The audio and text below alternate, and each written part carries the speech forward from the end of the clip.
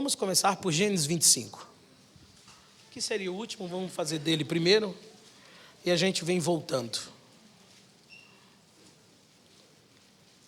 Gênesis capítulo 25, versículo de número 1 e 2. E tomou Abraão outra mulher, cujo nome era Quetura. Ela lhe deu à luz a Zinrá, Joksã, Medã, Midian, Gisbaque e Sua. Vamos para o capítulo 21. Volta aí. Capítulo 21. Versículo de número 9 a seguir. Acharam? Mas Sara viu que o filho de Agar, a egípcia, o qual lhe dera a luz a Abraão, zombava de Isaque. E disse a Abraão: deita fora esta escrava e seu filho, pois o filho desta escrava não herdará com o meu filho Isaque. Pareceu isto muito penoso aos olhos de Abraão, por causa de seu filho. Deus, porém, disse a Abraão: não te pareça isto mal por causa do moço, e por causa sua e da tua serva. Em tudo o que Sara te diz, ouve a sua voz, porque em Isaque será chamada a tua descendência. Mas também do filho desta serva farei uma nação, porque ele é da tua descendência. Então se levantou Abraão de madrugada, tomou o pão e um odre de água e os deu a Agar, pondo-as sobre o ombro dela. Também lhe deu o menino e a despediu. Ela partiu e foi andando errante pelo caminho do deserto de Berseba. Consumida a água do odre, colocou o menino debaixo de um dos arbustos e foi assentar-se em fronte dele a boa distância, como a de um tiro de arco, pois dizia: que eu não veja morrer o menino. E sentada em frente dele, levantou a voz e chorou.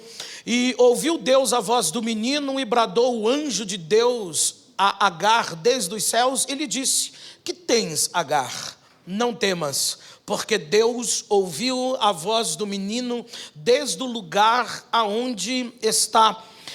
Ergue-te, levanta o rapaz e toma-o pela mão, pois dele farei uma grande nação. Então Deus abriu os olhos e ela viu um poço e foi encher de água o odre e deu de beber ao rapaz. Deus estava com o rapaz, que cresceu e habitou no deserto, foi flecheiro. Ele habitou no deserto de Parã e sua mãe tomou-lhe uma mulher da terra do Egito. Gênesis capítulo de número 16. É onde a história começa. Então nós lemos o fim, o meio e agora vamos para o começo. Gênesis 16. Amém? Ora, Saraí, mulher de Abrão, não lhe dava filhos, mas tinha uma serva egípcia cujo nome era Agar. Disse, pois, Saraí a Abrão: o Senhor tem me impedido de ter filhos. Toma minha serva, porventura terei filhos dela. E ouviu Abrão a voz de Saraí. Assim Saraí, mulher de Abrão, tomou a Agar egípcia, sua serva, e deu por mulher Abrão, seu marido, depois de ter Abrão habitado 10 anos na terra de Canaã. Ele conheceu a Agar e ela concebeu. Vendo ela que concebera, desprezou a sua senhora. Então disse Saraí a Abraão: sobre ti seja a afronta que me é dirigida, pois é minha serva em teu regaço. E vendo ela agora que concebeu, desprezou-me. O Senhor julgue entre mim e ti. Disse Abraão a Saraí: A tua serva está nas tuas mãos, faze-lhe como bem te parecer. Então Saraí a maltratou e ela fugiu da sua presença. O anjo do Senhor a encontrou junto a uma fonte de água no deserto, a fonte que está no caminho de Sur. E disse Agar, Agar, serva de Saraí, de onde viestes e para onde vais? Ela respondeu, estou fugindo da presença de Saraí, minha senhora. Então lhe disse o anjo do Senhor, volta para a tua senhora, humilha-te debaixo das suas mãos. E disse-lhe mais o anjo do Senhor, multiplicarei sobremaneira a tua descendência, de modo que por numerosa não será contada. Disse-lhe também o anjo do Senhor, concebestes e terás um filho, a quem chamarás Ismael, pois o Senhor ouviu a tua aflição. Ele será como um jumento selvagem entre os homens, a sua mão será contra todos e a mão de todos contra ele, e habitará diante de todos os seus irmãos. E chamou o nome do Senhor com quem ela falava, tu és Deus que vê, pois disse ela, agora olhei para aquele que me vê. 14, põe aí. Por isso se chamou aquele poço de Beer-Lai-Roi. Eis que está entre Cardes e Bered. Versículo 15. Assim Agar deu um filho a Abrão, e Abrão pôs o nome de Ismael no seu filho que tivera Agar. Tinha Abraão 86 anos quando Agar lhe deu Ismael. Amém? Podem sentar a todos e meu muito obrigado.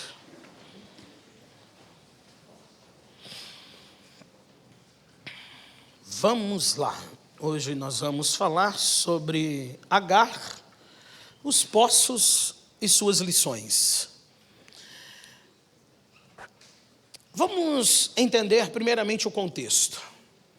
Quando você retorna para o capítulo de número 15, você vai entender que no capítulo 15, Abrão, ele define como Deus vai fazer as coisas acontecerem em sua vida.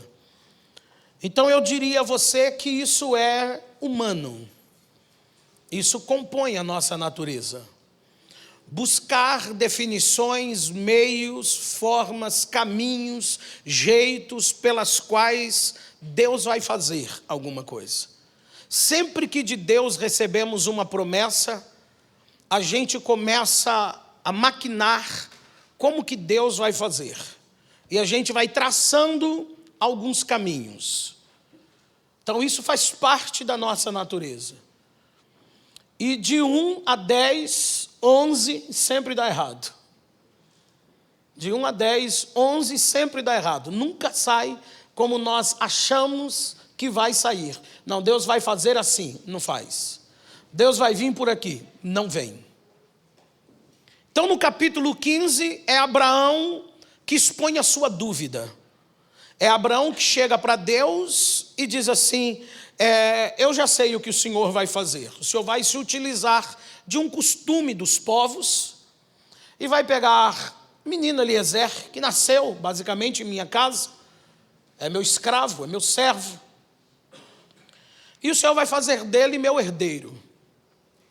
Se fosse para se utilizar do costume dos povos, Deus não precisava fazer uma promessa a Abrão. Amém? Então, se fosse para se utilizar de caminhos lógicos, Deus não ia te fazer uma promessa. Olhe para mim. Deixa eu repetir de novo. Frise isso na sua vida.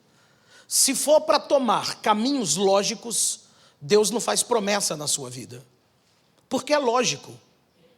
Coisas lógicas você mesmo faz, você mesmo realiza. Então, para que Deus... Deus falou, tem nada a ver, Abraão, você está viajando. Apresenta para mim os sacrifícios das metades, como falamos disso domingo, 5 sacrifícios, 5 altares. O céu se abre, enquanto Abrão está ocupado enxotando as aves para que elas não pousem no sacrifício, uma bola de fogo passa, Deus recebe o holocausto, Deus fala com Abraão, olha, é das suas entranhas que vai vir o seu descendente. Aí acaba o capítulo 15, começamos o capítulo 16. Capítulo 16 é o capítulo com a vez agora de Saraí manifestar sua inquietude, impaciência, sua falta de comunhão, sua precipitação. É isso que nós vamos assistir agora dentro desse capítulo. Nós vemos Saraí, parece que dar-nos a entender que a solução de Saraí também está relacionada ao costume dos povos. Ela ganhou Agar no Egito. Não quero me ater à questão de escravos, esse cenário, o posicionamento de Deus. Uma outra hora a gente ministra sobre isso. E a solução dela também estava relacionada ao costume dos povos, porque todos os filhos gerados por um escravo pertenciam ao seu senhor. Então a escrava é dela, Agar. Ela ganhou Agar. Ela poderia fazer o que bem entendesse. E o que de Agar fosse gerado pertencia a Sara. Então, mais um erro, um pensamento errôneo igual ao do marido. A gente também vai observar que parece que Abraão e Saraí, missionária Alessandra, parece que eles tinham problemas de comunicação como casal. Parece que o que aconteceu no capítulo de número 15, Abraão chegou em casa e não disse nada. Parece que com tantos animais para ser sacrificado, parece que Sara não tinha conhecimento de absolutamente nada. Então eu percebo uma coisa, que sempre que a comunicação de um casal não é clara, Satanás ele vai ter a oportunidade para entrar em ação. Você que é casado, deixa eu lhe dizer isso.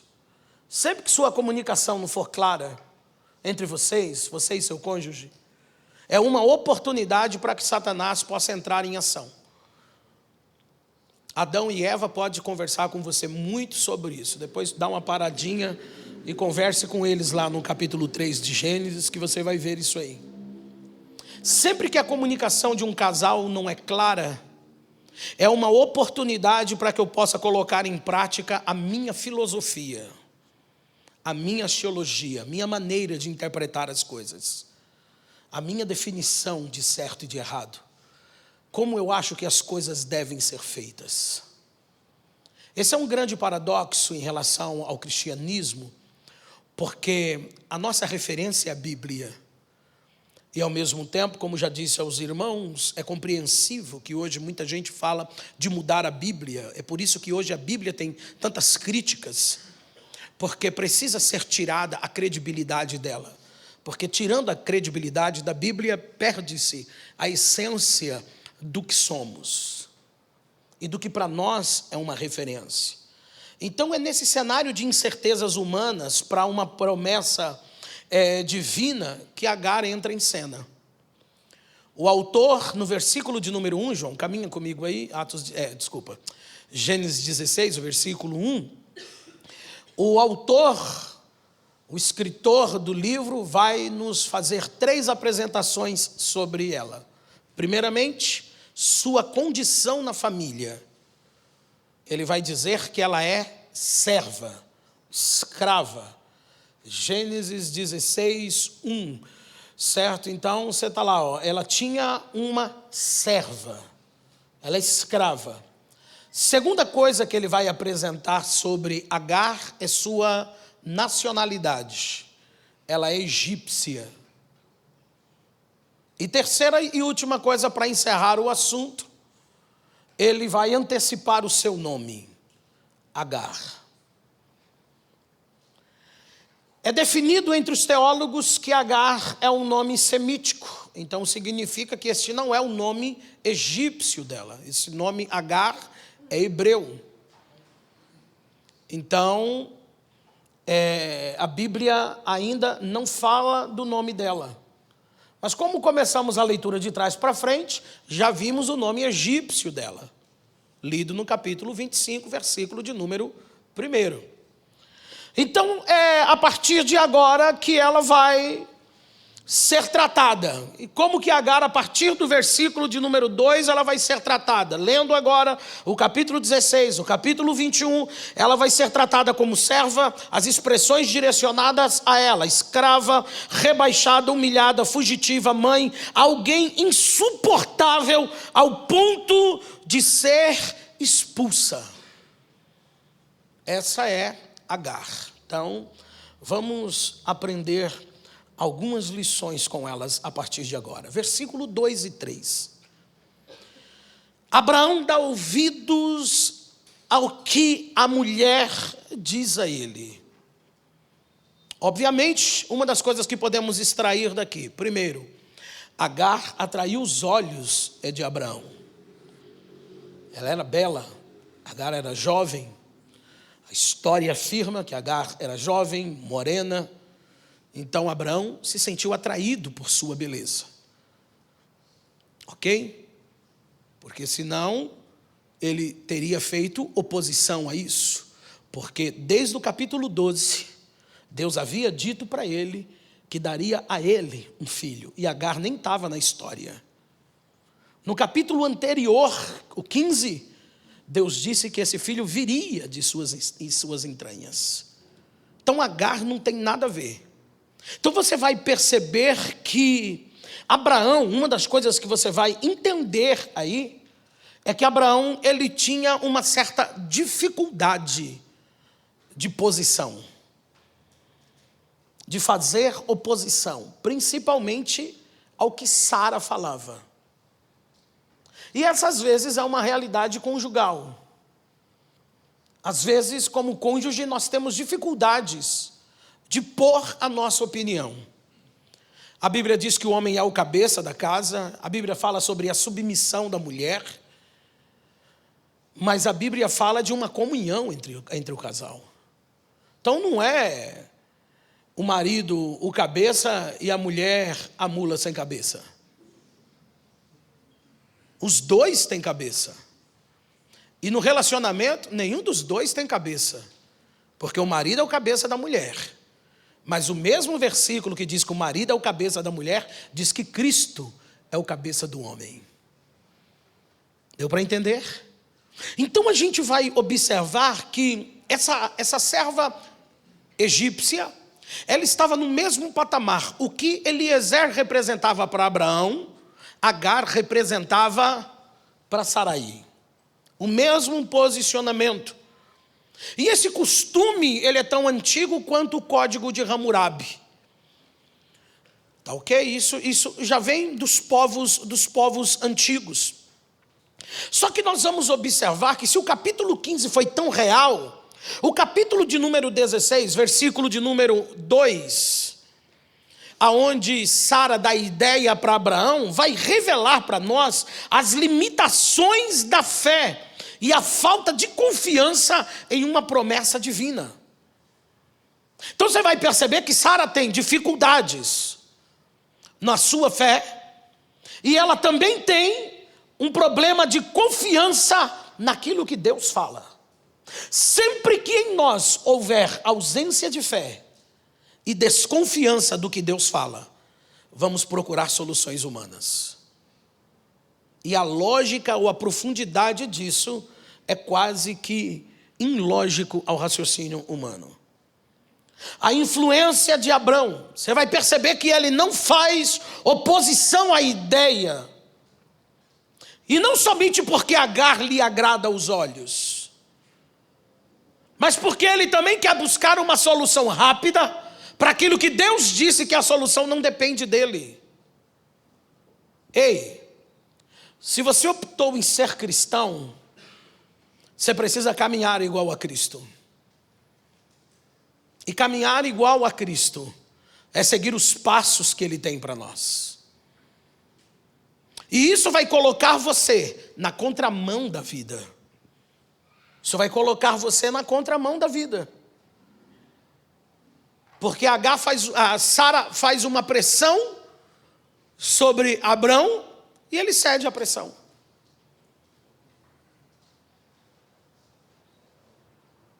Tem marido que não suporta a pressão de mulher. Ela cede, ele cede. Tem mulher que não suporta a pressão de marido. Ela cede. Quando na realidade ninguém é para suportar a pressão de ninguém. Vida conjugal não é para ser definida por pressão. Vida conjugal não é para ser definida da pressão de que lado vem. Porque ele acabara de ter uma mega, master, upper, power, experiência com Deus. Ele viu o céu se abrir. Ele viu uma bola de fogo descer do céu e consumir o holocausto. Então quando Sara compartilhasse com ele, olha, eu tenho uma serva, deita-te com ela, porque o costume diz, e ele poderia ter, não, olha, ontem eu tive uma experiência com Deus, Deus falou comigo, esse não é o caminho, esse não é o trajeto, mas foi ela fazer uma pressão, ele cede. Qual o nível do nosso relacionamento? E olha onde isso vai levar. Você vai perceber que Abraão, ao ceder à pressão de Sara, ele vai revelar a conformidade dele e a falta de liderança espiritual. Ele não liderava seu lar espiritualmente falando. Estamos hoje começando o mês da mulher, e a Bíblia já vem dizendo que mulher é emotiva. As decisões da mulher estão muito relacionadas às suas emoções. O homem, ele é mais racional. Ele procura ser mais lógico naquilo que ele faz. E nem sempre dá para ceder à pressão de uma emoção. Entende isso? Mulher, a partir do momento que ela gera, ela é mãe. Já sentei em mesas conversando com casais, da gente ouvir assim, não, filho é meu filho. E eu olhar para o cabo e ele ficar quieto. Eu já sentei com mulher para ouvir, eu não preciso de homem, é para nada. E quando ela me deu a oportunidade de falar, eu falei, filha, louve a Deus pela nossa vida, que se não fosse a gente, tu nem existia. Você só está aqui falando abobrinha, porque teve um homem que te gerou. Você entende? Então a gente tem que saber se posicionar. Quando Davi está morrendo e ele chama seu filho, ele diz para ele assim, eu queria te pedir uma coisa, Salomão, eu estou morrendo, estou indo embora, mas seja homem. Cuidado com as pressões que você vai ceder. Você precisa ter liderança espiritual. Eu preciso compreender isso. Não, mas é que isso, relacionamento, não, relacionamento não tem esse negócio de ser depressão. Precisa ter comunicação, uma boa comunicação. A gente vai observar que esta relação que começa, que aí, olha como o versículo 2 encerra, e ouviu Abraão a voz de Saraí. Todo o problema começou aí. E já para dar uma antecipada para você, esse problema está até hoje. Entendeu? Já passaram mais de 4.000 anos e o problema aí, e Abraão ouviu a voz de Saraí. O resultado desse aí está até hoje. Abraão já morreu, já virou pó, seus ossos já foram, mas o problema está aí. Então, você precisa compreender isso. A questão é ceder à pressão, mas o que isso vai me levar? O que isso vai custar? Versículo 4, 5 e 6. Bíblia vai dizer para nós que ele possui Agar, deita-se com ela, ela concebeu. Eles ignoraram que Agar era egípcia, eles ignoraram a personalidade dela, o temperamento dela. Eles ignoraram que ela era um ser humano, que tem vontade, que tem personalidade. E às vezes a personalidade da pessoa é difícil. Tem gente que é ruim, meu irmão. A gente pensa que é demônio, que tudo a gente quer culpar um demônio. Não, mas você viu como fulano, é demônio. É nada, meu irmão. Tem gente que ele não está endemoniado, demônio que está humanizado. Ele catou o demônio e falou, vou te mostrar para você o que é ser ruim. E aí prendeu o demônio dentro dele, e o demônio está louquinho para você expulsar, para ele ter liberdade. E eles ignoraram isso. Não, mas ela é serva, e daí? Mas tem personalidade. Toda personalidade tem influência de sua nacionalidade. Tem gente que já é uma flor de formosura por natureza. Ainda nasce num estado que proporciona a pessoa ser um pouquinho mais quente. E ponto. É uma dinamite. Entende? Eles ignoraram isso. Então, meu irmão, quando ela viu que concebeu, jovem, sua senhora, já com quase 80 anos, e não concebia, e ela traz agora no seu ventre o filho que é dela, com o seu senhor. Olha o que a Bíblia vai dizer. Ela agora despreza Agar. Ela agora despreza Saraí. O papel agora se inverte. O que era solução se torna um problema por causa de uma decisão errada. Mas caminhamos. Sara foi a primeira a colher os frutos amargos da sua ideia. Ela foi a primeira.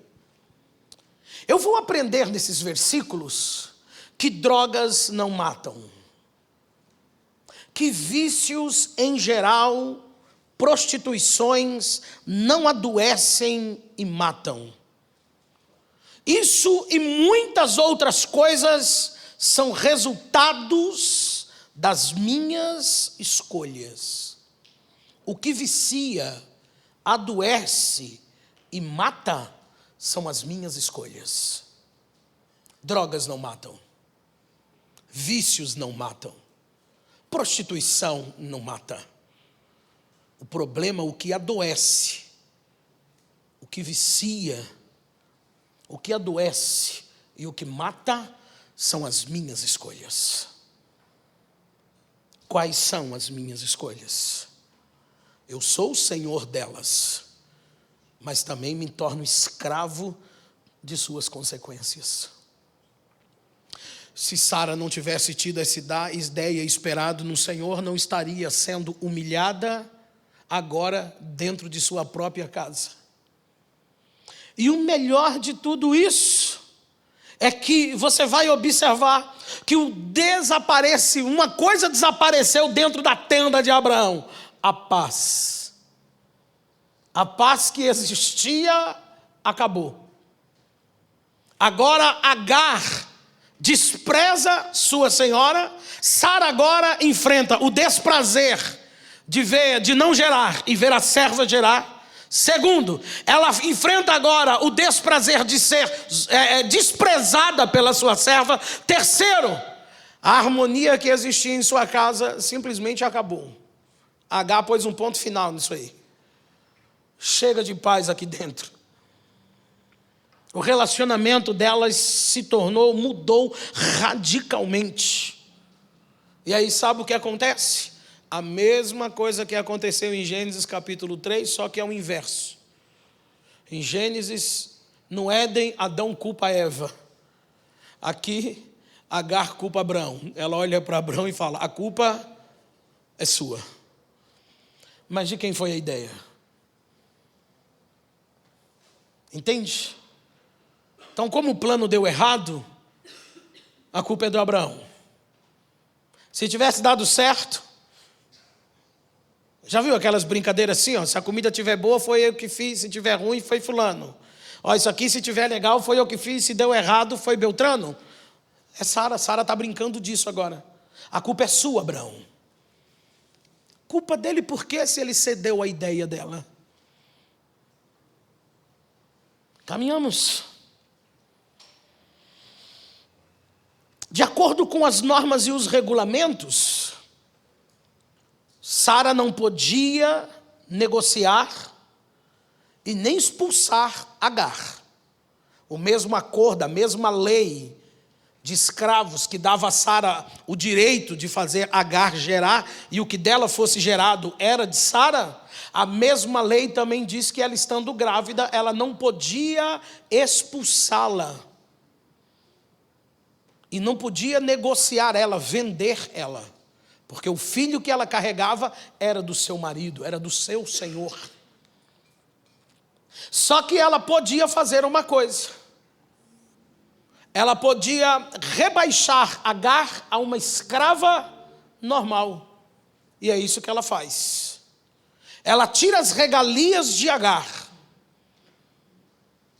E começa a tratá-la como uma escrava normal. Ela começa a afligir. A Bíblia, o texto vai dizer para a gente, versículo 6, e afligiu a Saraí. Ela passou a afligir Agar, ela passou a tratá-la mal, colocar ela no mesmo nível das demais escravas, exigir dela trabalhos forçados, como era exigido das demais escravas. E mais uma vez eles ignoraram a nacionalidade e a personalidade dela. Agar aproveita o momento de vacilo. Agar aproveita um momento de fragilidade. E ela simplesmente foge. É assim que encerra o versículo de número 6. Agar fugiu. Olha que situação, olha que cenário. Ela está grávida, o que está sendo gerado no seu ventre pertence a Sara, mas ela prefere fugir. Versículos 7, 8 e 9. Outra coisa fantástica. Agar foge. Só que olha o que a Bíblia diz. E o anjo do Senhor a achou junto a uma fonte de água no deserto, ao caminho de Sur. Agar está fugindo de Abraão e de Sara, e Deus encontra ela junto ao poço. Então, embora o texto do nosso ano, do nosso tema, está em João capítulo 4, Jesus encontrando a mulher samaritana, mas você vai aprender que a primeira mulher que Jesus encontrou junto ao poço foi Agar. Por quê, pastor? Caminhamos. A intenção de Agar, junto àquele poço, era beber água, descansar, repor as energias, beber mais água e avançar para o Egito. Essa é a intenção de Agar, é retornar da onde ela havia saído. Como as demais vezes, é assim que Deus sempre faz. Deus é especialista em encontrar gente e se antecipar. Você pode ver que em muitos encontros Deus se antecipa. Ele simplesmente se antecipa. Lembra de Ananias, Misael e Azarias na fornalha? Lembra da mulher samaritana? Quando ela chegou, Jesus já estava. Então esta era a intenção dele, junto à fonte. Esta indicação no caminho de Sur mostra que Agar estava retornando para a sua terra. Porque entre Sur e o Egito há 150 quilômetros. Ou seja, ela corria risco. Agar que iria correr o risco de perder seu filho. Uma pessoa em fuga. Parece que ela coloca tudo em jogo apenas para fugir de uma situação e voltar para o Egito. Entende isso? Uma pessoa em fuga, ele coloca tudo em jogo. Ele se dispõe. Viu quando a gente acompanha uma reportagem de uma fuga? Bandidos em fuga. Um ladrão em fuga. A pessoa pega um carro. Você percebe que ele sai, o desespero dele. Não interessa em quantos carros ele vai bater, se ele vai atropelar alguém, se ele vai criar. Ele quer criar cenários para parar a polícia. Sara está em fuga, Agar está em fuga. Só que caminhando no deserto, 150 quilômetros, grávida, ela não chegaria lá. Ela não sobreviveria a isso. Era basicamente o impossível. Existem algumas escolhas, existem alguns caminhos que traçamos para nós, que nós não vamos resistir a ele. Qual é o nosso problema? A gente sempre se acha dono da verdade e da razão. As pessoas que se deram mal no caminho que eu escolhi para mim e que eu quero percorrê-lo, era um mané, um boca aberta. Mas você não, você é boca fechada. Ela não sobreviveria a isso. Às vezes escolhemos caminhos para nós. Como declarou Salomão, há caminhos que para o homem parecem perfeitos, mas o seu fim produz uma angústia que só se compara à morte. Mas ela queria voltar para o Egito. E aí eu louvo a Deus que a Bíblia vai dizer, e o Senhor a encontrou, a achou junto à fonte, no deserto. E o nosso tema diz que Deus procura. E se tem uma coisa que Deus não erra, é quando Ele procura. Deus não erra em suas procuras. E Ele é especialista em encontrar gente no deserto, em solidão, em desespero. Ele é especialista. A Bíblia vai dizer que Ele encontrou a ovelha perdida. Ele encontrou Jacó fugindo de Esaú. Lá em Gênesis capítulo 28. Ele encontrou Pedro no mar da Galileia. Em João capítulo 21. Tinha voltado à pesca. Também não estava dando certo. Mas Jesus já estava na beira da praia. Já tinha uma brasa acesa, já tinha peixe sobre aquela brasa, e ele chama Pedro. Ele encontrou Pedro. A Bíblia vai dizer que ele encontra a mulher samaritana. Lucas vai registrar no livro de Atos uma palavra fantástica. Ele diz assim: achei Davi. Se Deus tem uma especialidade, é achar as coisas. Se você estiver perdido, tenha certeza, Deus te encontra. Deus te encontra. Você vai para a Praça da Sé, ali existe uma equipe formada chamada as Mães da Sé. Mulheres que tiveram seus filhos levados, sequestrados, roubados, tirados de seus braços, arrancados de frente de sua casa, que simplesmente desapareceram, que elas não têm notícia se estão vivos, elas não sabem o que aconteceu, estão em busca dele. Deus é especialista em achar coisas que se perderam. Lucas capítulo 15, você tem uma dracma perdida, ela é encontrada. Em Lucas capítulo 15, você tem uma ovelha perdida, ela é encontrada. Lucas capítulo 15, você tem 2 filhos perdidos que se encontram. A especialidade de Deus é encontrar coisas que estão perdidas. Nosso tema está em João capítulo 4. Aquela mulher está perdida em suas emoções. Jesus encontra ela junto ao poço, e é isso que ele veio colocar em ordem: suas emoções. O que está perdido na sua vida? Quais são as escolhas que você está fazendo que estão te levando por um caminho e você pode se perder nele? E Jesus se antecipa. Eu acho isso fantástico, porque é o encontro com Deus que define a nossa identidade. É o encontro com Deus que define a nossa identidade. Porque pela primeira vez na história, como eu disse a você, no versículo 1, é o autor da história que revela-nos 3 coisas sobre Agar. E a última é que ele antecipa seu nome. Porque a partir do versículo 2 ela é tratada como serva, escrava. E quando ela vai se opor, escrava, fugitiva. Ela começa a ser maltratada. Só Só que o encontro com Deus é que define a nossa identidade. Agar é identificada como escrava, propriedade de outros, mas quando Deus encontra, Ele olha para ela e chama ela pelo nome. Põe no versículo 8, por favor. E disse: Agar, vírgula. Aí agora ele põe a condição, porque aí já é um outro cenário que eu vou para ele daqui a pouco. Mas o encontro com Deus é que define a nossa identidade. Você não é o que alguém diz. Me entenda nesta noite. Você não é o que os seus pais dizem. Você não é o que talvez seu cônjuge diz. Você é o que Deus diz ao seu respeito. E ela tem nome. Ela tem uma identidade.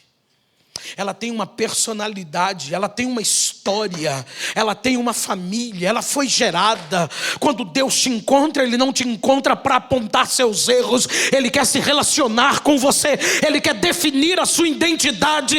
Ele olha para ela e diz: Agar. Ele chama ela pelo nome. É assim que Ele se antecipa. O que muda a nossa vida, entenda isso, tem gente que quer mudar de vida, e ele até para isso faz escolhas erradas, porque ele acha que para mudar de vida é mudar o estilo, é falar não sei o quê, né? A geração de hoje, eles têm uma filosofia totalmente diferente, né? Eles acham que mudar de vida é mudar isso aqui, é só mudar isso aqui, é nada, não é isso não. A Saraí também pensava isso. Saraí achava que a vida dela ia mudar, mas para isso ela contava com uma escrava que gerasse e fizesse tudo o que ela quisesse. Deu errado, deu tudo errado. Por quê? Porque você não consegue mudar a sua vida na dependência de uma outra pessoa. O que vai mudar a tua vida é um encontro com o Senhor. E tem gente que tem dificuldades nisso. É por isso que tem pessoas que você encontra eles hoje, daqui 5 anos você volta a encontrá-lo, daqui 10 anos, 15 anos, 20 anos, 30 anos, ele está na mesma situação, porque ele está buscando uma mudança nele mesmo, ele está buscando uma mudança na dependência dos outros. A Agar agora gerou, agora ela é mãe, ela vai mudar. Mudar o quê? O que se pode mudar? Não, é porque você vai ver, a gente tem uma filosofia em dizer que, não, nossos pais diziam isso pra gente. Não, quando você for pai, você vai ver. Já ouviu alguém dizer, não, fique em paz, porque é assim que fulano geral, não, quando fulano for mãe, quando fulano for pai, aprende. Filho não muda a vida de ninguém. E vou dizer uma coisa para você: gerar um filho sem obter mudanças psíquicas fundamentais na vida da pessoa é gerar outro problema. Porque ela vai criar esse problema dentro da filosofia que ela tem. Aí você tinha um problema, agora você tem 2 problemas. Então o que muda é isso. O que muda a nossa vida não é gerar um filho. Não, olha, não, assim que eu conseguir um emprego vai mudar a minha vida. Vai mesmo. Lembro que um dia a Vitória falou: ai pai, eu queria um tênis. Falei, tá. Aí deu uma jogada na internet, 800 conto o tênis. Você bateu a cabeça? 800 conto, eu compro um quarto de boi. 800 conto para você pisar no chão, tá louca? Aí minha filha, não sei com quem foi e como foi, arrumou um serviço numa coisa de descartável, lá em cima. Quanto era o salário? 800. Falei, ó, que Deus bom, já vai dar para você comprar um tênis todo mês. Você comprou um tênis de 800 reais? Comprou? Você comprou?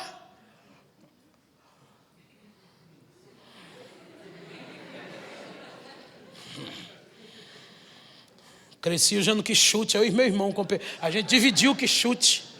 Aquela prova, que era um inferno, meu irmão.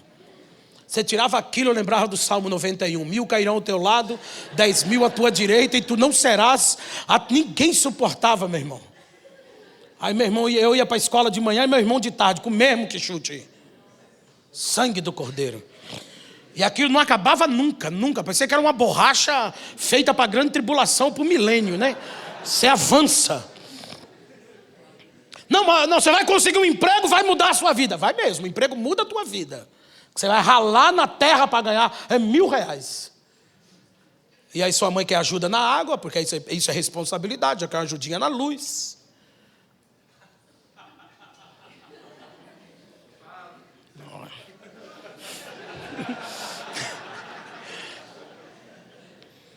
Aí a gente já quer, né?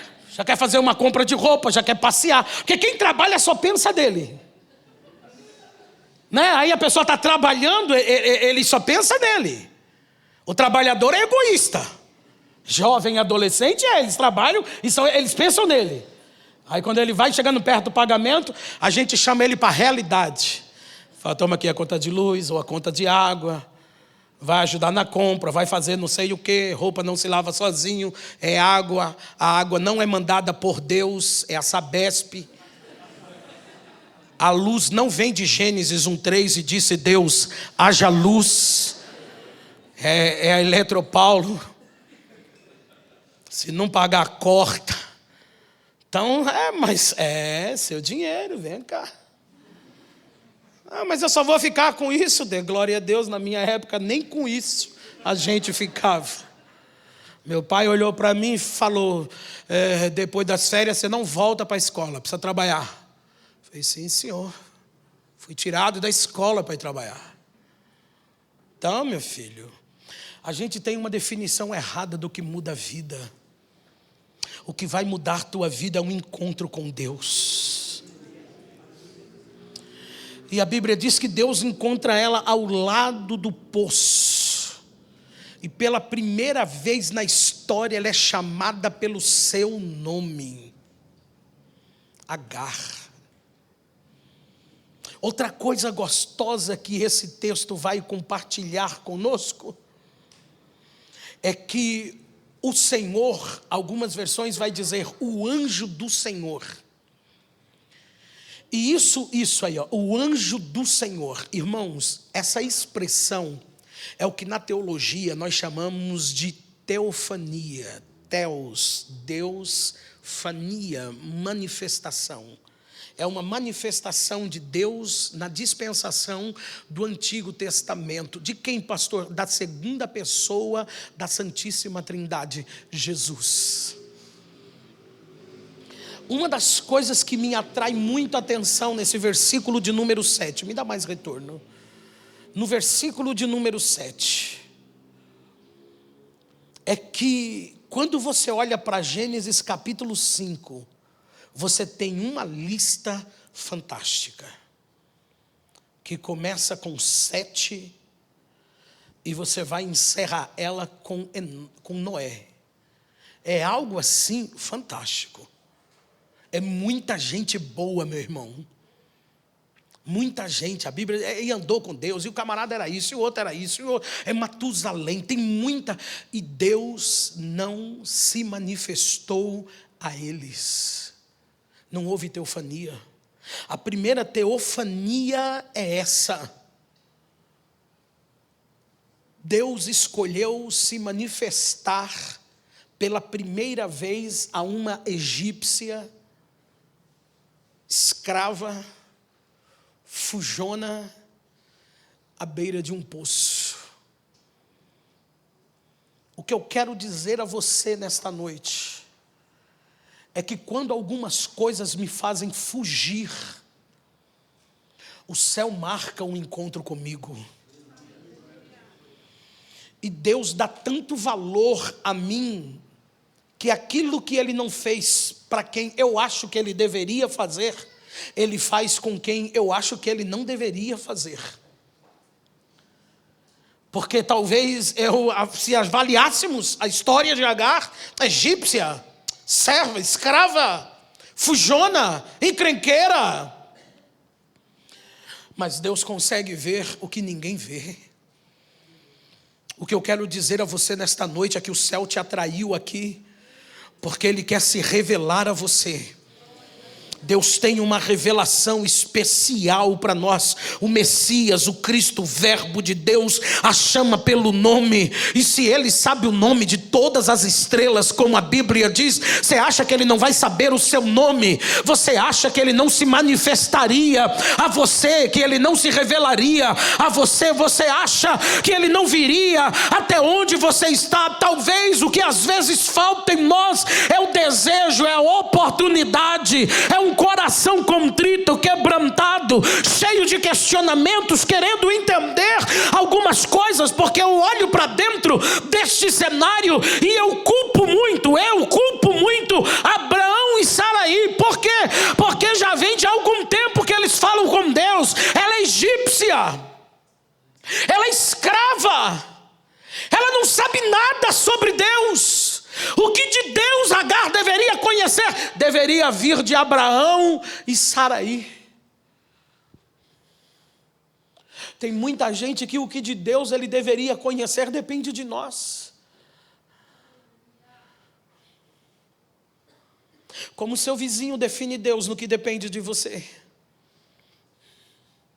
Como que o seu colega de trabalho define Deus no que depende de você? Como que sua família define Deus naquilo que depende de você? Como que eu posso acreditar no Deus misericordioso se eu estou dentro da casa de alguém que diz que serve a Ele? Mas falta um comportamento, falta misericórdia a um Deus que é tão misericordioso. Falta graça diante de um Deus que é tão gracioso. Falta amor diante de um Deus que é tão amoroso. Deus consegue compreender a lógica dos nossos pensamentos. Deus consegue entender a raiz das nossas emoções. Deus consegue olhar para dentro de nós e ver coisas que ninguém enxerga. É por isso que no Salmo 139 Davi declara: o Senhor me conhece, primeiro, melhor do que eu mesmo. Segundo, o Senhor me conhece tão bem que o teu conhecimento sobre mim é espantoso. Deixa eu dizer algo para você: é este Deus que conhece você melhor do que você mesmo, que quer se encontrar com você, que quer chamar você pelo teu nome, que quer ter um encontro com você, que opta em manifestar-se a você do que às vezes a algumas pessoas que talvez você conheça. Esse é o Deus que se manifesta a ela, um Deus que olha para ela e chama ela pelo nome. Eu te conheço, serva de Saraí, conheço sua história. Se ele sabe que ela é serva de Saraí, ele sabe de onde ela está vindo. Ele conhece a situação. Aí olha a pergunta de Deus: de onde vens? E para onde você vai? Deus é o primeiro a manifestar uma preocupação pelo que ela pensa, pelo que ela sente e pelo que ela tem vontade. Esse encontro nesse poço aqui é um cenário que Agar não está acostumado com ele. E eu poderia dizer a você que os encontros junto aos poços é tratamento de Deus que nós não estamos acostumados com ele. Aí ele chama ela pelo nome. Opa, todo mundo só me chama de serva, escrava, serva, escrava. Agar, serva de Saraí. Conheço sua história, sei de onde você está vendo, sei onde você vivia. Agora ele olha para ela e fala: de onde você vem? E para onde você vai? Eu quero ouvir de você. Eu quero saber o que você pensa, o que você acha, como você define a situação. O que está acontecendo? Um Deus que se revela com verdade consegue tirar de Agar também a verdade. Ela olha para ele e diz: venho fugida da face da minha senhora. Estou fugindo. Para que negar se ele me chamou pelo nome? Para que ocultar se ele me trata com verdade? Para que me esconder se ele está preocupado com a minha opinião? É assim. Às vezes nós temos muito de Caim, sabe? Às vezes somos tão ignorantes com Deus, tal qual Caim foi. Deus olha para Caim e pergunta: onde está Abel, teu irmão? E ele, com ignorância: sou eu por acaso guardador do meu irmão? Bruto. Às vezes somos brutos com quem nunca deveria receber brutalidade de nós. Somos ignorantes com quem nunca deveria ser. E quando eu olho para as páginas do Novo Testamento, quer ser bem tratado, quer ir numa igreja que te ama, quer ir numa igreja que é uma referência de recepção, uma referência de tratamento, uma referência de amor, vai na igreja de Éfeso. A igreja de Éfeso era uma referência. Só que se você quisesse teologia, tinha não. Se você quisesse ouvir umas coisas a mais, tinha não. Aí eles começaram a buscar isso. Aí vem uma carta dizendo: vocês perderam o amor por causa de conhecimento. A igreja precisa respirar amor, transpirar amor. A igreja precisa exalar amor. Não é assim que a gente brinca? Esses dias na aula de segunda, esses dias tivemos um café, meu irmão, e a gente, quando o café está muito doce, a gente fala: opa, fulano está apaixonado. Porque quem ama, ele procura exalar. Quem ama é assim. Eu lembro que quando conheci a Quitéria, senti o cheiro do perfume dela, descobri que perfume era, não namorava com ela, mas comprei um perfume, e aí eu andava dentro de casa passando na minha mãe, e ficava cheirando ela. E às vezes eu esquecia que minha mãe era canhota, e ela falava: você para com essa frescura, moleque. Eu falo: mãe, eu não posso agarrá-la e cheirar, então eu passo um perfume na senhora e dou um cheirinho. E um dia eu esqueci, meu irmão, que ela era canhota, ainda bem que era mais novo, né? Aí deu para se encurvar um pouquinho, estilo Matrix, e a esquerda passou, né? Mas a gente precisa exalar amor. Quando você está apaixonado, quando você ama, a gente isso exala. Você não consegue reter. A presença de Deus traz isso. A presença de Deus exala amor. A presença de Deus, o apóstolo Paulo disse que Deus nos constrange. Você consegue entender um amor que te constrange? Foi isso que Agar experimentou junto ao poço. Junto ao poço há um amor que vai te constranger.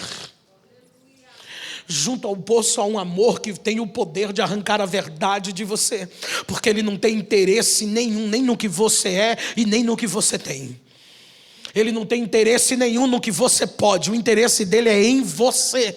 Junto ao poço há uma manifestação de amor que vai exalar a verdade de você, se você permitir. Ele olha para ela e diz: Agar, serva de Saraí, de onde você vem? Para onde você vai? Eu estou fugindo. Eu estou fugindo. E a ordem de Deus é: volta, torna-te para a tua senhora, humilha-te debaixo das suas mãos. Que loucura! Ser humilhado não é nada fácil. Só sabe o poder de uma humilhação quem já passou por ela. Aí agora você ouvir Deus dizendo: volta lá e se humilha. Para uma egípcia, para quem estava fugindo de uma situação só porque foi confrontada, voltar e se humilhar, olha o conselho dado. Só que ela percebe que aquele conselho vem de alguém que conhece ela de uma forma diferente. Agar descobre que ela está sendo acompanhada por um Deus totalmente diferente. E ela está grávida, e ela tem mais 150 quilômetros à frente da onde ela quer chegar. E ela não ia ter estrutura física para suportar aquilo. Se ela avança, ela iria perder a gestação. E se não fosse socorrida, poderia perder não somente o filho, mas perder a vida. Então Deus olha para ela e pergunta: quer sobreviver? Volta.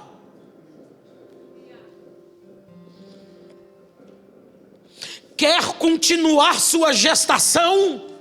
Volta. Quer ver seu filho crescer? Volta. Quer sonhar em ser livre? Volta. Quer ver sua geração abençoada? Volta.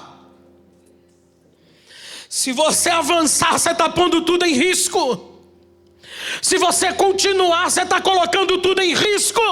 Mas a ordem de Deus é volta. A ordem de Deus junto ao poço é volta. Quer sobreviver? Volta. Quer levar esta gestação até o fim? Volta. Quer ver teus filhos crescendo? Volta. Ele olha para ela e fala: olha, você está grávida. Ele define o gênero da criança, é um menino. E pela primeira vez na história, Deus vai dar o nome do menino. Ele ainda não havia feito isso com ninguém. Agar marca esse encontro dos céus de Deus com Agar no poço.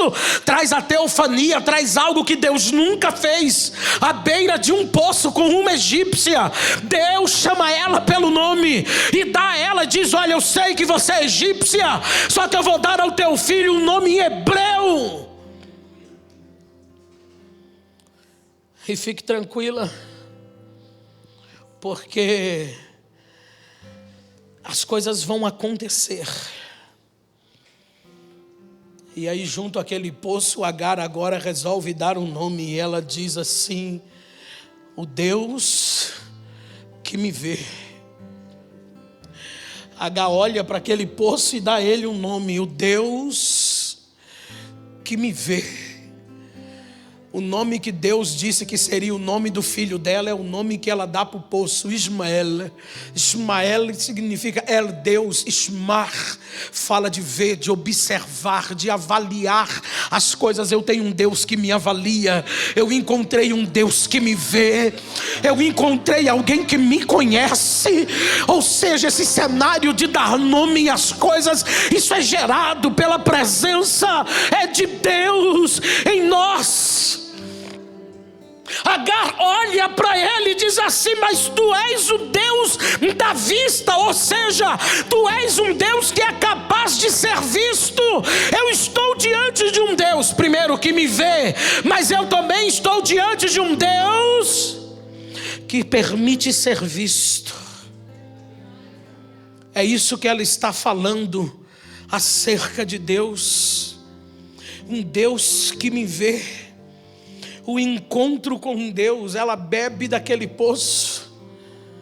E ao beber daquele poço e entender que Deus estava falando com ela, aí eu compreendo que quando eu bebo daquilo que o céu tem para a minha vida, eu consigo voltar para caminhos que sozinho eu não conseguiria.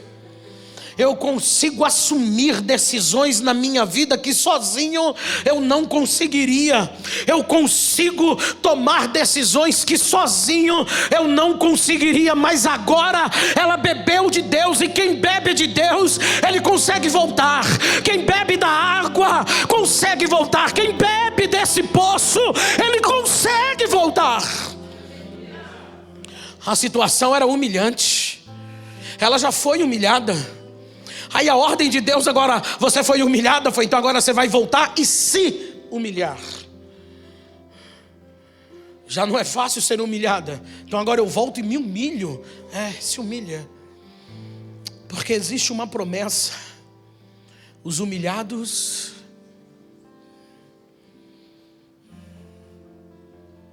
Eu sei que a gente brinca. Eu sei que agora a gente vê pessoas brincando. Senhor, quando os humilhados vão ser exaltados? Olha, já fui humilhado, hein? Mas calma. Calma. Deus não brinca. Agar conseguiu beber do que Deus tinha para ela. Só que ela está grávida. E é natural que uma mãe ingere, o filho compartilha, não é isso? Então lá na frente tem uma história que se repete. Eu vejo Isabel em casa, quando Maria chega, dá uma saudação para ela. Quando Isabel ouve a saudação de Maria, e ela ouve, ela absorve aquilo, entra para dentro. Quem responde é João Batista em seu ventre. E agora nós temos Agar bebendo da fonte, e quem bebe da fonte consegue voltar. Quem bebe da fonte consegue se humilhar, consegue assumir posições diante de cenários que parecem loucura. É algo assim fantástico, fantástico. Aleluia. E o texto vai encerrar dizendo que Agar retorna. Ismael nasce. E era Abraão da idade de 86 anos. 11 anos depois que Deus lhe fez a promessa. Isso significa que quando Isaac nasce, Ismael está com 14 anos. E aí o capítulo 21, vamos para lá. Isaac é desmamado aos 3 anos. Então Ismael está com 17. E aí a segunda parte da história de Agar e Ismael começa no versículo 9 e 10. Você tem agora no versículo 9 e 10, você tem uma adolescente e uma criança brincando. Mas Sara está de longe observando. E ela vai revelar sua instabilidade emocional, sua implicância, ou que desde o acontecimento passado, ela não soube lidar com a situação, ainda não perdoou. Porque você tem um adolescente, uma criança brincando, mas ela vê Ismael, de alguma forma, zombando de Isaac. Um adolescente, uma criança brincando. Mas Sara aproveita aquele cenário para revelar o que está no coração dela. E já se passaram 14 anos, 17 anos. Sara agora já gerou. O filho é dela e de Abraão. Você percebe que se algumas coisas não forem resolver aqui dentro, não é gerar um filho que vai mudar nada. Não é um milagre que vai mudar nada. Nós vivemos em uma geração que quer ver milagres. Um dia uma pessoa falou para mim: eu queria tanto ver um cego ver. E eu falei para ele: comece a estudar a Bíblia. Ele assim: não entendi. Eu falei: então, é isso aí. Por isso mesmo, comece a estudar a Bíblia, que aí você vai entender. Aí como cego você vai começar a ver as coisas. Milagre não salva. Milagre não transforma. Milagre não muda caráter. Milagre não me ensina a perdoar.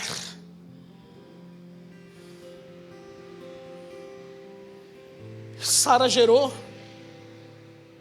E olha que no ano em que ela concebeu, eles tiveram visita de anjos. Jesus veio na tenda de Abraão, que um ano eu volto. E sua mulher vai estar sobre seus braços um filho. Mas quando ela viu o menino Isaac, Ismael e Isaac, e ele zombava, ela já aflorou aquilo que ela estava lá atrás. Significa que tudo que aflora hoje, que ainda é do passado, não foi tratado, não foi perdoado. Agar bebe de uma água, conversa com Deus que a vê. Ela nomeia o poço e consegue voltar para se humilhar. Mas aqueles que vão representar a fé de um Deus tão poderoso ainda não conseguiram tratar, e 17 anos se passaram. Como é que está teu coração aí? Quanto tempo faz que essa ferida está aberta aí dentro? Você sabia que ferida aberta há muito tempo, sem tratamento, fica exposta a bactérias? Que moscas podem passar e pousar? Isso pode entrar em estado de putrefação. Você tem noção do que é uma ferida aberta há mais de 17 anos? E quem te abriu essa ferida, de repente está vivendo. E entra ano e sai ano, e você está contando, eita, 10, ou 5, 6, 7, 8, 15, 13, 12, 14, 17. E nada muda. Aí acontece alguma coisa, aquilo já aflora. E quando essas coisas afloram, sofre você, sofre quem está perto de você. E mais uma vez, lá vai ela para os ouvidos do quem? Do pobre do Abraão. Lá vai ela para cima de Abraão de novo. Põe esta tua serva e o seu filho, porque o filho dessa serva não vai herdar com meu filho. Se vira, eu quero. Mas a ideia foi de quem? Eu não sei se você está entendendo a mensagem. Mas às vezes a gente deixa o tempo. Ei, tempo não foi feito para sarar nada. Tempo não sara. Esta não é a função do tempo. A função do tempo é passar. Tempo não cura. Não, mas o tempo cura. Mentira. O que cura é tratamento. O tempo só vai fazer com que essa ferida fique pior. E sempre que acontecer algo que relembre um gatilho, como diz a psicologia, sempre que o gatilho for acionado, vai doer de novo, e você vai aflorar todo aquele ressentimento. Aí você consegue entender como é que se vive dentro de uma casa, onde qualquer situação pode trazer de volta um ressentimento. Como que eu posso dizer que eu bebi desta água? Eu estou bebendo de uma água que não funciona para mim. Como que eu vou conseguir evangelizar alguém? Como dizer para alguém que Jesus Cristo salva, cura, batiza, transforma? A não ser que eu seja verdadeiro. E eu olho e diga: Samuel, olha, rapaz, queria falar para você de Jesus. Jesus salva, Jesus liberta. Só não perdoa ainda, porque eu ainda tenho uns negócios aqui para ser tratado. Então perdão, você pula.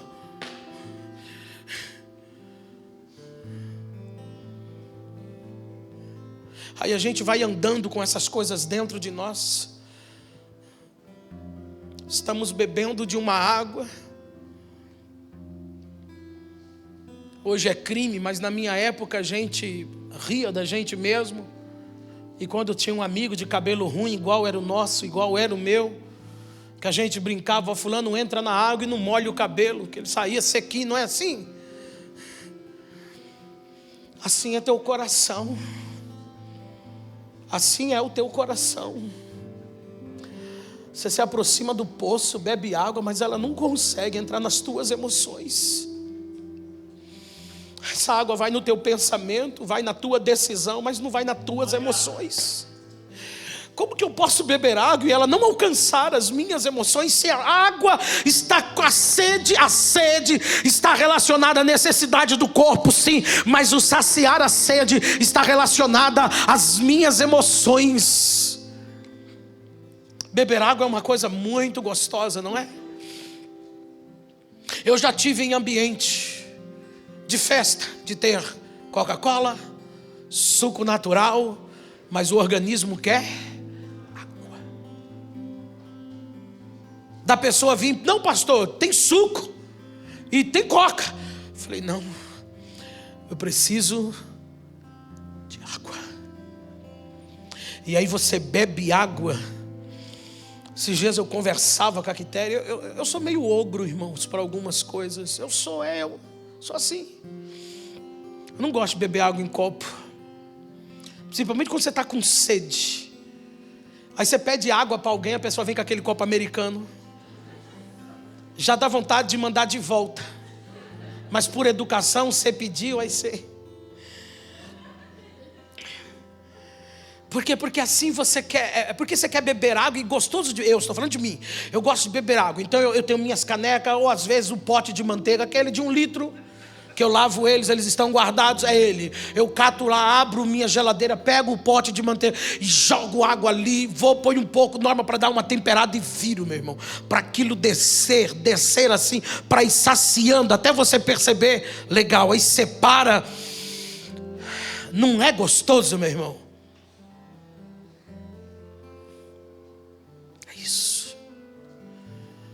Você só vai entender o poder desta água o dia que você beber dela e ela conseguir entrar nas tuas emoções. Aí mais uma vez está Abraão sentindo-se penoso, cercado, e você sabe que Abraão não gosta de tomar decisões. Aí Deus entende isso, versículo 12 e 13, Deus intervém na história e chama Abraão, porque ele já sabe que se depender dele, ele vai caminhar aqui, ele empurrar com a barriga, até o moleque fazer 200 anos. Aí Deus fala para ele, fica tranquilo, não tenha medo não, pode liberar. Mas fique em paz, que por causa de você eu vou cuidar deles. Libera. Só que Agar tinha um sonho, ser livre. E toda liberdade tem um preço. E o que Sara jamais daria a ela era uma carta de euforia. Jamais Sara liberaria ela, vai embora, você está livre. Ela mandou ela embora, mas não deu uma declaração como serva. Se alguém encontrasse ela, ela seria tratada como escrava fujona. Só que o que Agar não contava é que o mesmo Deus que abriu o ventre dela, que honrou ela, é o mesmo Deus que é justo e não aceita a injustiça de ninguém. Não interessa se é Abraão, que lá na frente vai ser chamado pai da fé. Não interessa se lá na frente Agar vai ser. Não interessa se é injustiça. Deus não concorda. Então Deus falou, fique tranquilo, Abraão, pode deixar e deixa o resto comigo. Só libera ela e deixa o resto comigo. Abraão acorda de madrugada, pega um pão, pega um odre de água, põe no ombro de Agar, acorda ela assustada, pega o menino, põe na mão dela, olha para ela e fala, linha na pipa, vaza, sai fora. E olha o que a Bíblia diz. Não, pode voltar para o versículo 14, finalzinho do versículo. Ela sai errante. Ela não tem para onde ir, sozinha, com um adolescente, um pão e um odre de água. Para onde eu vou? Aonde eu caminho? Ela sai errante. E ela sai caminhando, a água acaba. A Bíblia diz aí, a água acaba, a água simplesmente acabou. E aí quando ela percebe que o menino está definhando, ela pega ele, deita ele debaixo de arbustos. Ela já deixa ele na posição de morto. Se distancia um tiro, o tiro de arco, de flecha. E ela declara para que eu não veja o menino morrer. Aleluia. Aleluia. Ela se afasta, ela se distancia. E uma pergunta que eu faço, do que Agar estava se afastando? Do que Agar estava se distanciando? Ela estava se afastando de uma dor ou de uma responsabilidade? Do que você está se afastando? Você está se afastando de uma dor ou de uma responsabilidade? Do que Agar estava se afastando? Ela estava se afastando para não ver a morte ou para não ser confrontada pela sua psique? Por que eu me afasto? Eu me afasto porque já sofri? Ou me afasto porque não quero ser confrontado? Ela estava se afastando fisicamente do filho ou espiritualmente da sua promessa? Porque Deus não fez uma promessa lá atrás Quando Deus encontrou com ela no versículo 12 do capítulo 16, eu vou fazer esse menino grande, eu vou abençoá-lo. Ela está fugindo fisicamente do filho ou espiritualmente da promessa? Do que estamos fugindo? Eu fujo fisicamente de um departamento? Eu fujo fisicamente de um envolvimento? Ou estou fugindo espiritualmente daquilo que o céu tem para a minha vida? Atrás de uma desculpa que Deus não me chamou para fazer nada. Então você é único e inútil. Você é a única pessoa que Deus chamou em toda a história para não fazer nada. Hã? Ela está fugindo fisicamente do filho ou espiritualmente da promessa? Do que estamos fugindo? E a gente vai enrolando Deus. Não, Senhor, é o trabalho. Lembra lá dos evangelhos? Não, Senhor, casei, eu posso ir não. Comprei uma junta de boi, eu vou experimentar. Comprei um terreno, eu preciso ver. Eu não sei o que, eu não sei o que. Um dia uma pessoa, um dia um bate-papo com a líder, ele falou: pastor, como é que o senhor lida com isso? Finge o que acredito. Para fingir que tem amigo. E para não ser chato. Porque tem coisa que não cola nem com super bonde. Porque você já percebeu como a gente é um barato. A gente entra pelas portas de uma denominação, a gente serve a Deus. Aí a gente ora: Senhor, me abençoa. Porque não é isso que a gente quer de Deus. Aí Deus nos abençoa. Aí amanhã a gente diz assim: ó, pastor, não é essa frase, não é essa expressão, mas a carapuça vai te alcançar. Pastor, eu orei para Deus me abençoar. Pensa num Deus que abençoou. Por que eu estou dizendo isso, senhor? Não consigo ir para os cultos mais não. Porque Deus me abençoou tanto que eu não tenho tempo para cultuar.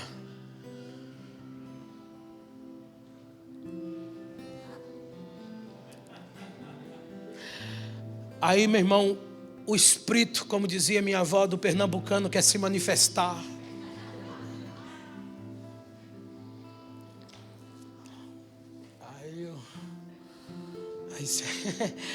Não é fácil, né? Ser sem vergonha. Eu falo, não é fácil, né? E penso, ser sem vergonha.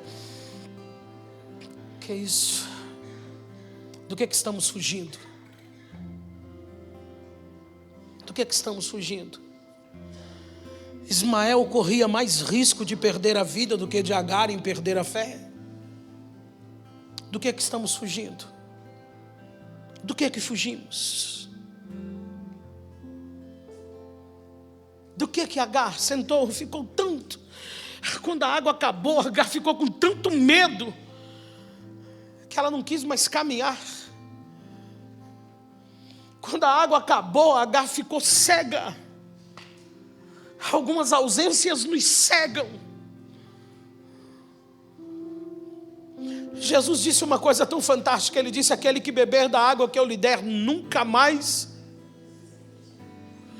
Olha, e aquele que bebe da água que eu lhe der, falar nele uma fonte. Mas você vai perceber que se eu vou me distanciando de Deus, se eu vou fugindo daquilo que o céu tem para a minha vida, se eu vou lutando contra a vontade de Deus para a minha vida, essa fonte que era para ser infalível, insecável, vai diminuindo, vai perdendo-se. A água parece que vai se esvaindo. Daqui a pouco não tem mais. Porque eu fui me afastando de quem mantém dentro de mim uma fonte. Não é só beber e a fonte está feita. E aí você vai embora e nunca mais volta. E não estou falando de denominação, estou falando de relacionamento com Deus. E a fonte continua jorrando. Quem era você? Você cantava, orava, visitava, participava. O que você faz hoje? Atrás do que nós estamos nos escondendo? Pegamos aquilo que Deus fez gerar em nós e colocamos debaixo de um arbusto e nos distanciamos. Nos distanciamos daquilo que o céu tem para nós, daquilo que Deus nos fez gerar. Põe no versículo 18, por favor, para a gente caminhar. Aleluia. E olha a ordem, aí a Bíblia vai dizer que Deus mais uma vez encontra Agar junto à fonte. Pela segunda vez, Deus vai encontrar a mesma mulher junto à fonte. Então, pela segunda vez, em uma outra fonte, Deus encontra a mesma mulher novamente. Só que agora ele já se aproxima dela com uma ordem diferente. Volta para o 17 para mim, Vini, por gentileza. E ouviu Deus a voz do menino. Deus entra em cena agora por causa do menino. E ele pergunta: que tens, Agar? O que é que você tem? Não tenha medo. Tenha medo não, porque Deus ouviu a voz do menino desde onde ele está. Porque não existe lugar que você chore que Deus não ouça a sua voz. Não existe lugar aonde você chora que Deus não ouça a sua voz. Não existe. Não existe. Vai para o 18.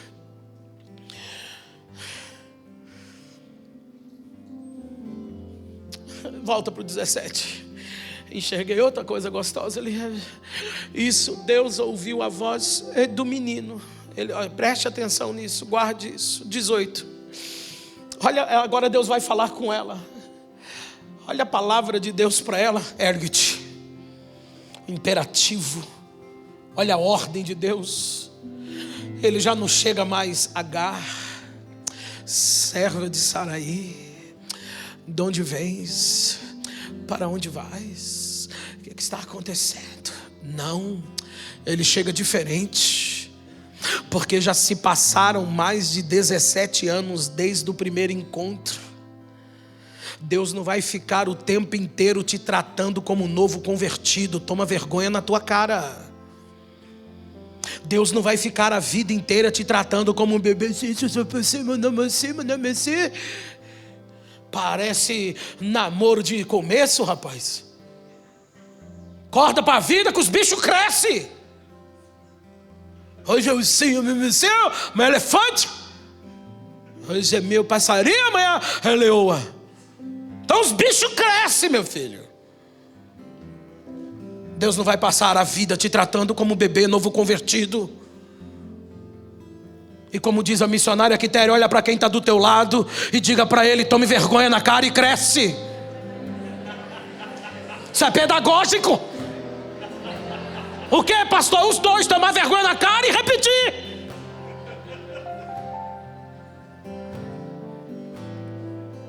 Deus olha para ela e já não chama pelo nome, porque Ele já te conhece. Já faz mais de 17 anos que ela teve a primeira experiência, e foi a experiência.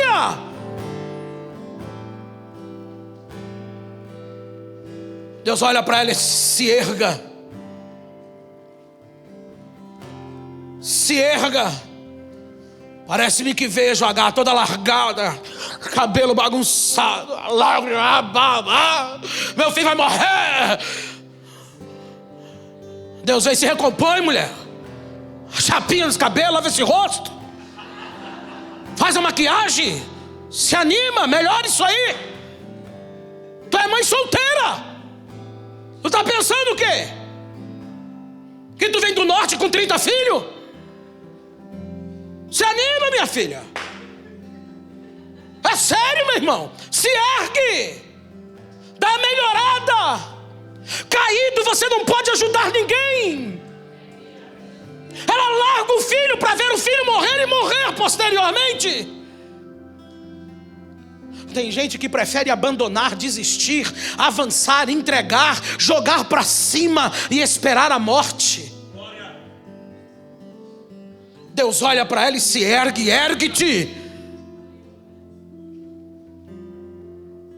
Segunda ordem, levanta o menino. Não foi você que gerou? Não é seu? Não deram na tua mão? Abraão não entregou ele na tua mão e falou: sai fora, é responsabilidade tua. Levanta o menino, pega ele pela mão, porque dele farei uma grande nação. Mas eu preciso que você se levante. Eu preciso que você levante o menino. Eu preciso entender isso. Olha que coisa gostosa. Se levanta, erga-te, levanta o menino, pega pela mão, porque eu vou fazer dele uma nação poderosa. Troca de lugar rapidinho, Emily, aqui por favor, com o Diego. Olha, a ordem de Deus é essa, simples. Assista isso, fica de pé, Emily. A ordem de Deus é: erga-te. Agora pega na mão. Esqueci o nome dela. Ágata. Levanta ela. Essa é a ordem de Deus. Seu filho não vai se levantar sozinho. Seu filho não vai se erguer sozinho. A ordem de Deus é: pega pela mão, pega o menino pela mão. Por quê? Porque eu vou fazer dele uma nação. Deus tem promessa para a tua vida, Ágata. Mas isso depende de você, Emily. Não é só o céu, eu não posso entregar para Deus. Não é responsabilidade dele, é responsabilidade nossa. Pode sentar. Olha o versículo 19, olha que coisa gostosa. Deus primeiro dá um imperativo para ela: se ergue-te, levanta o menino, pega na mão dele.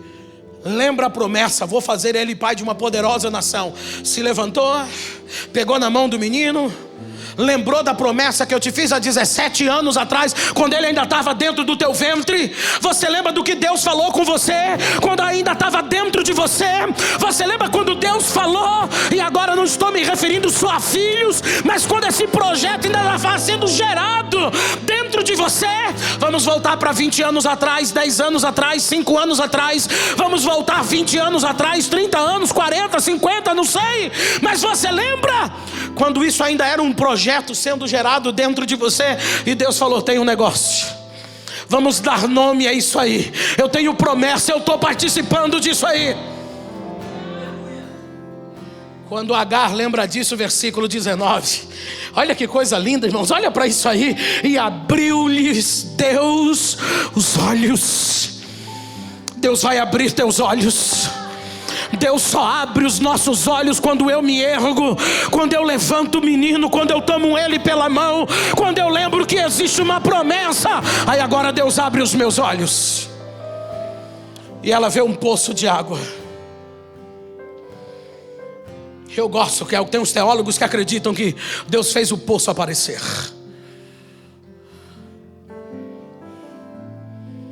Deus abriu os olhos dela. Lembra de Geazi? Eliseu orou e os olhos dele foram abertos. E ele pôde ver que por trás do problema tinha solução. Hoje é noite do Senhor abrir os nossos olhos. Já estou caminhando para o final. Hoje é noite do Senhor abrir os nossos olhos. Hoje é noite do Senhor abrir os nossos olhos. E ela viu o poço.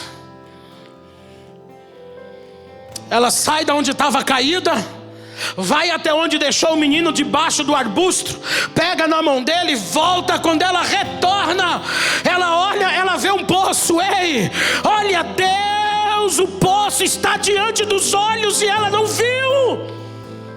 O céu está dizendo: a solução está diante de você e você não está enxergando, porque você está preferindo chorar por causa do problema. Você está preferindo lamentar e achando que vai morrer, que é o fim. Mas não é isso. Deus abre os olhos dela, ela vê o poço. E engraçado é que ela que foi lá, ela foi encher o odre. Porque não foi ela que deu de beber primeiro para o menino, a primeira vez que ela bebeu num poço. Não foi ela que deu, ela bebeu, o menino bebeu por intermédio dela. Ele estava no ventre, ele bebeu da água de Deus por intermédio dela. E agora de novo ele vai beber para que ele possa sobreviver por intermédio dela. Ei mãe, é mês da mulher. Eu tenho uma palavra para você. Teu filho vai beber do que o céu tem para ele por intermédio da tua mão. Aonde está você, Agar? Meu Deus, eu preciso parar para a gente ofertar e ir embora. Mas eu quero orar por você. Eu quero orar por você. Eu quero orar por você, mãe. Eu quero abençoar tua vida nesta noite. É ela que levanta, é ela que pega o odre, é ela que vai no poço, é ela que mais uma vez se direciona a Ismael e dá água para ele. É ela que vê aquela água entrar, pastor Alexandre, e revigorar a vida de Ismael. É ela. Sara mandou ela para o deserto para morrer. Deus falou: eu vou cuidar de você no deserto. Deus abriu os olhos e deu um poço para ela. Meu irmão, você já viu aquele provérbio que em terra de cego, caolho é o quê? Deus deu um poço para Ismael no deserto. Como diz os pregadores, você não entendeu não. Deserto, amém? Deus deu um poço para Ismael. Você vai ficar aqui, montar uma cabana, o povo passa, você vende água. Só que sempre tem um ladrão, sempre tem um pilantra. E Agar ficou distante, um tiro de flecha, não é isso? E a Bíblia vai dizer que o menino virou flecheiro. Aquilo que a mãe usou como distância, ele usou como arma para caça e defender o que Deus deu para ele. Ismael cresceu no deserto. O povo vinha, você tem água gelada, morna, quente, pronta para café, para chá. Isso aqui, meu filho, essa água aqui, isso, cresceu. Se tornou um grande povo, porque Deus entregou algo para ele, ele usou aquilo que Deus entregou para ele. Na onde passou? No deserto. Deus deu um poço para ele. Eu ia mandar você, a igreja ficar de pé. Não fique não. Eu quero que as mães fiquem de pé. Fique de pé, Agar. A primeira vez que Ismael bebeu da água do poço, a primeira vez que Ismael bebeu água do céu foi por causa que Agar bebeu e ela compartilhou com ele. Aí esse menino agora está morrendo. Ela largou ele para ver ele morrer. Existem situações que filhos se colocam, que a gente pega uma distância e fica vendo ele morrendo. Mas a palavra de Deus hoje é para você. Levanta-te, ergue-te. Ergue-te. Você é mulher. Deus não vai passar o resto da vida tratando você como um bebê. Então a conversa hoje é séria. É mês de março, é mês da mulher. Se ergue. Tudo que esta criança vai adquirir é o que você se alimentar. Isso é tão sério, Geisa, que até de você ele vai tirar nutrientes. É natural você ter déficit de algumas vitaminas, de alguns nutrientes, porque ele vai se alimentar do que você tem. Seu filho vai se alimentar do que você tem. Teu filho vai se alimentar do que você tem. Deixa eu dizer de novo: teu filho vai se alimentar do que você tem. Minha pergunta é: o que é que você tem? Já esqueceu? Já esqueceu o que você tem? Já faz 17 anos. Ele está bravo com Agar. Se ergue. O menino ele chama de menino. Não conversamos ainda, mas já te dei de beber, menino. Mas tua mãe já me conhece. Eu fiz promessa. Eu fiz promessa. Levanta a mão do menino. Hoje é noite de você pegar na mão do teu filho. Pega na mão do teu filho. Levanta o menino, pega na mão dele. porque eu vou fazer dele uma nação grande. Eu tenho coisas grandes para a tua casa, para a tua família, para os teus filhos. Quando ela se ergueu, pegou o menino pela mão, Deus abriu os olhos. Prepare-se, Deus vai abrir teus olhos. Deus vai te dar estratégias. Deus vai mostrar para você o poço. E o poço tem água. Teu poço tem água. E o que o teu filho precisa de água. O que o teu filho precisa do que é desta água. Aleluia. A igreja pode ficar de pé. Conjunto, me ajuda aqui.